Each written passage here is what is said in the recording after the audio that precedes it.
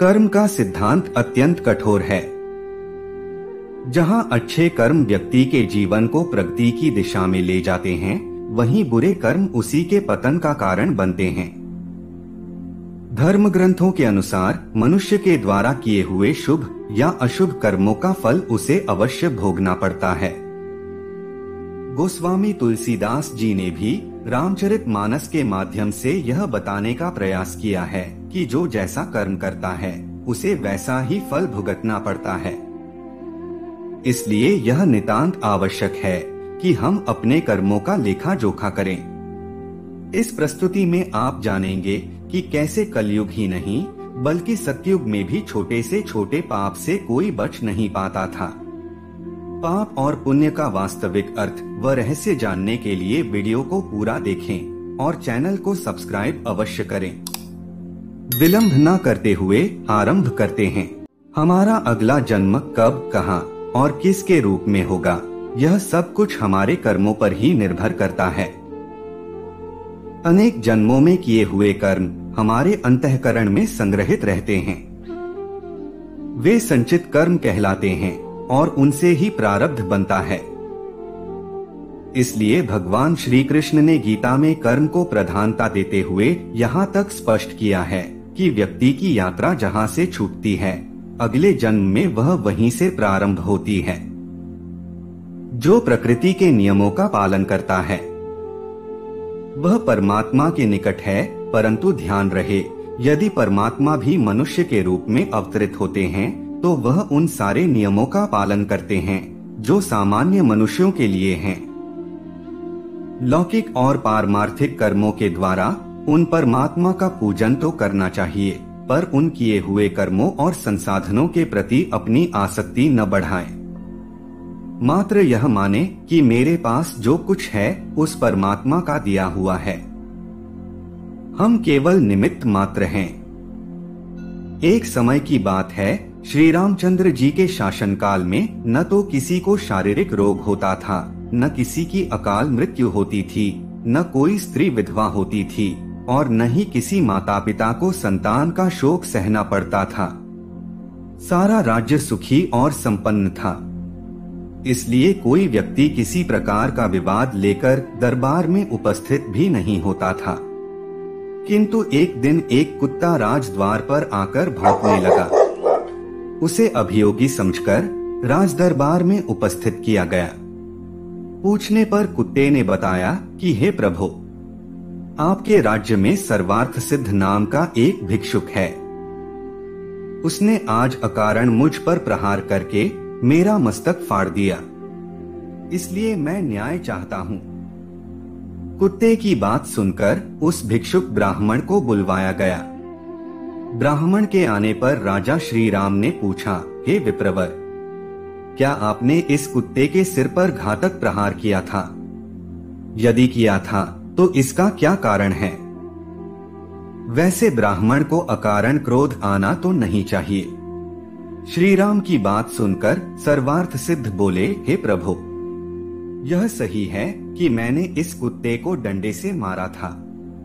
उस समय मेरा मन क्रोध से भर गया था। बात यह थी कि मेरी भिक्षा का समय बीत चुका था, तो भी भूख के कारण मैं भिक्षा के लिए द्वार द्वार पर भटक रहा था। उस समय यह कुत्ता बीच में आ खड़ा हुआ। भूखा तो था ही, अतएव मुझे क्रोध आ गया और मैंने इसके सिर पर डंडा मार दिया। मैं अपराधी हूँ, मुझे दंड दीजिए। आपसे दंड पाकर मुझे नरक यातना नहीं भोगनी पड़ेगी। जब राजा श्री राम ने सभासदों से उसे दंड देने के विषय में परामर्श किया तो उन्होंने कहा कि हे राजन, ब्राह्मण दंड द्वारा अवध्य है, इसे शारीरिक दंड नहीं दिया जा सकता और यह इतना निर्धन है कि आर्थिक दंड का भार भी नहीं उठा सकेगा। यह सुनकर कुत्ते ने कहा, महाराज, यदि आप आज्ञा दें तो मैं इसके दंड के बारे में एक सुझाव दूं। मेरे विचार से इसे कालंजर के किसी मठ का मठाधीश बना दें तो यह दंड इसके लिए सबसे उचित होगा। कुत्ते का सुझाव मानकर श्री राम ने उसे मठाधीश बना दिया और वह हाथी पर बैठकर वहां से प्रसन्नता पूर्वक चला गया।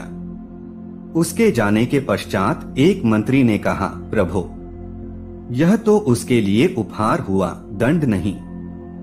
मंत्री की बात सुनकर श्री राम ने कहा, हे मंत्रीवर, यह उपहार नहीं दंड ही है। इसका रहस्य तुम नहीं समझ सके हो। फिर श्री राम ने कुत्ते से कहा, श्वानराज, तुम इन्हें इस दंड का रहस्य बताओ। श्री राम की बात सुनकर कुत्ता बोला, हे रघुनंदन, पिछले जन्म में मैं कालंजर के एक मठ का अधिपति था। वहां मैं सदैव शुभ कर्म किया करता था। फिर भी मुझे कुत्ते की योनि मिली। यह तो अत्यंत क्रोधी है। इसका अंत मुझसे भी अधिक खराब होगा। मठाधीश ब्राह्मणों और देवताओं के निमित्त दिए गए द्रव्य का उपभोग करता है, इसलिए वह पाप का भागी बनता है। यह रहस्य बताकर कुत्ता वहां से चला गया। कर्म को पूजा मानते हुए जब व्यक्ति राग द्वेष को मिटा देता है, तब उसके स्वभाव की शुद्धि होती है। उसके लिए समूची वसुधा एक परिवार दिखती है। उसका हर कर्म समाज के हित के लिए होता है। साधारण तौर पर हम कह सकते हैं कि कर्म किए बिना व्यक्ति किसी भी क्षण नहीं रह सकता है। कर्म तो हमारे अधीन है, किंतु उसका फल नहीं। महापुरुष और ज्ञानी जन हमेशा से कहते रहे हैं कि अच्छे कर्मों को करने और बुरे कर्मों का परित्याग करने में ही हमारी भलाई है। किसी संत से एक व्यक्ति ने पूछा कि आपके जीवन में इतनी शांति, प्रसन्नता और उल्लास कैसे है? इस पर संत ने मुस्कुराते हुए कहा कि अपने कर्मों के प्रति यदि आप आज से ही सजग और सतर्क हो जाते हैं, तो यह सब आप भी पा सकते हैं। सारा खेल कर्मों का है। हम कर्म अच्छा करते नहीं और फल बहुत अच्छा चाहते हैं। यह भला कैसे संभव होगा? आज की हमारी प्रस्तुति में इतना ही। अगर आपको हमारी वीडियो अच्छी लगी हो तो लाइक करें, कमेंट करें और चैनल को सब्सक्राइब अवश्य करें।